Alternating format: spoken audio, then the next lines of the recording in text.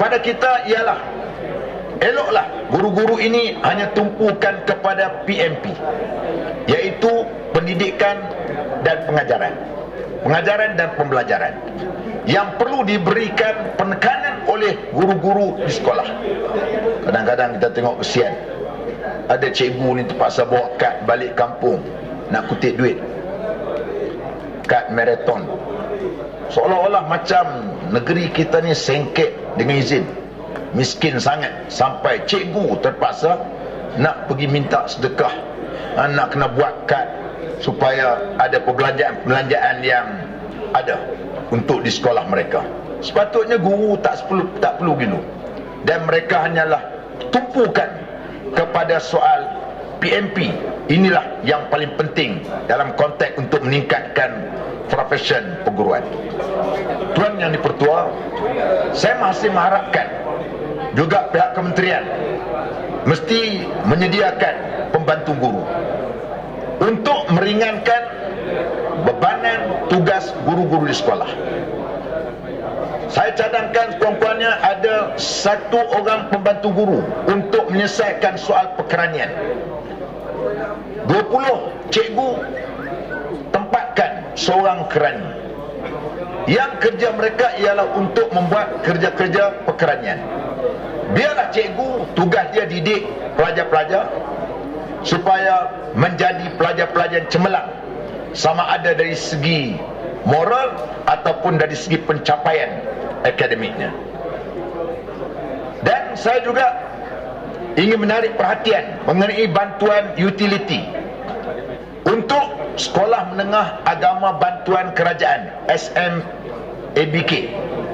Saya mendapat maklumat ada surat yang sampai ke sekolah SMBK, iaitu mereka hanya diperuntukkan RM2,000 sahaja peruntukan sebulan untuk pembayaran bil elektrik dan air. Jadi kalau itu RM2 yang diperuntukkan untuk satu kompleks sekolah, RM2,000 sebulan untuk pembayaran utility, pada saya ini merupakan satu bebanan lagi kepada pihak pentadbir. Macam mana mereka nak mendapatkan wang yang selebihnya untuk membayar utility di sekolah tersebut.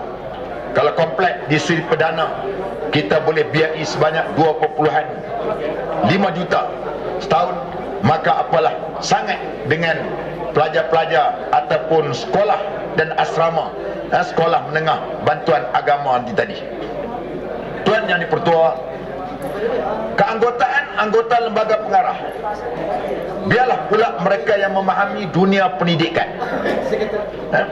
Walaupun kita tahu yang diambil dari kalangan mereka terlibat dalam daripada Kementerian Pendidikan, tetapi kita harapkan ahli lembaga pengarah ini biarlah mereka yang tahu tentang denyut nadi dan juga permasalahan yang berlaku di peringkat sekolah, yang juga yang dialami oleh guru-guru di sana.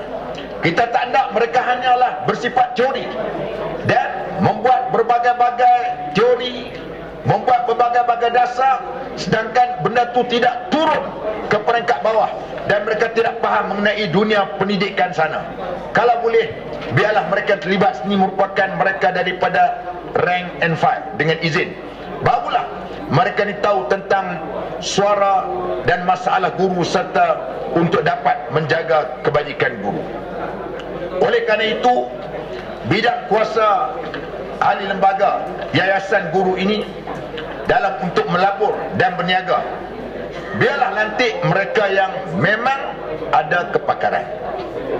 Kita tak nak mereka yang dilantik itu tadi tak pandai apa. Yang mereka pandai lobby projek, mereka hanyalah mengambil 10% ataupun mengambil keuntungan di atas angin saja. Tokoh-tokoh seperti mana Tan Sri Muhammad Ali Hashim, bekas Johor Corporation, biarlah mungkin boleh lantik salah seorang untuk menganggotai bahagian pelaburan ini, kerana beliau terbukti dan teruji dalam konteks ini. Bantuan guaman perlu juga diberikan kepada guru yang disaman oleh ibu bapa dan juga murid-murid, kerana sedangkan guru-guru ini tidak ada matlamat yang lain, melainkan untuk nak tengok anak-anak murid jadi baik. Tapi zaman hari ini kita tengok kadang-kadang ada guru yang disaman kerana mereka membuat tindakan-tindakan ataupun untuk mendidik anak-anak ni dengan untuk menjadi baik, sedangkan apa yang mereka lakukan tadi telah disaman oleh murid dan juga ibu bapa, menyebabkan kadang-kadang mereka mengalami suatu trauma, dan akhirnya mereka mengambil sikap biarlah mereka mengajar saja, habiskan silibus, asalkan anak murid nak jadi apa pun mereka tak kisah.